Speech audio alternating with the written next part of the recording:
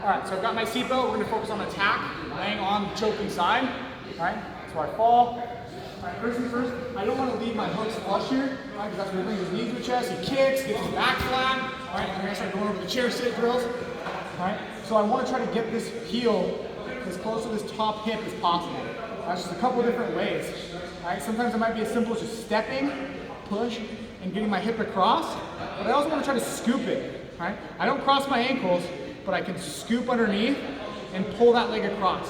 If I have a hard time getting this leg across, I can scoop and pull from the bottom. Right?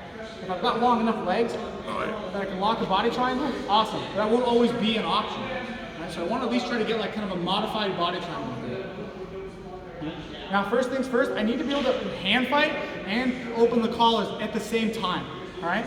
So what I like to do is I try to trap like a cross-side wrist, like I'm going for a straight jacket, but from the bottom side, so that I can go 4 fingers in and peel and open this lapel up. I want to get that lapel pre-folded, so it's a lot easier to set the grip in right away.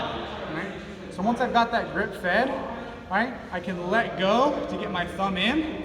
Right? I can trap his hand if I need to create a little space, right, or to buy me some time. Right? If I feel like this grip is too low, I stay nice and tight ear to ear. I'll grab and I'll pull down and pull out that slack, and I'll trap the hand right away.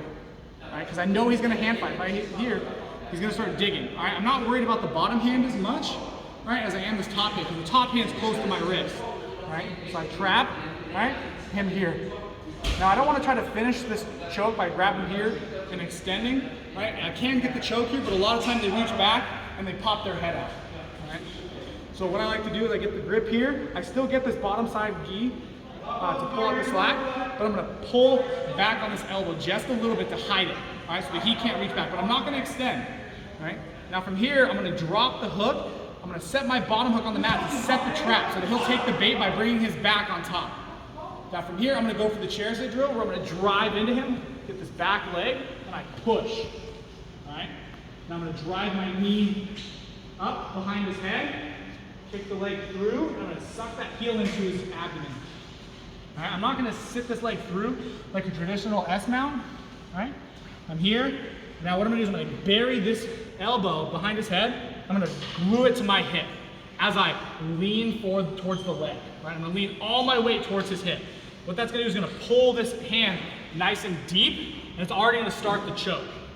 All right? So I've got a nice deep collar grip. My elbow is glued to my rib. I start leaning and I hug.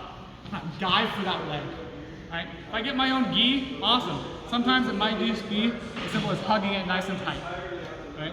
Now that I've freed this leg up, I'm going to kick my back leg up and over the shoulder. Now I want to reinforce it with my inside leg and cross my ankles. I don't want to have it with my shoulder side leg on top because you can peel and get that leg off and then start hand fighting the elbow and get free.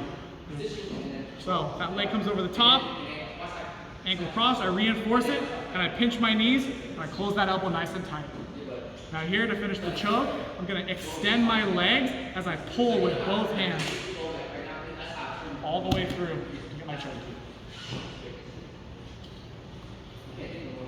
Good?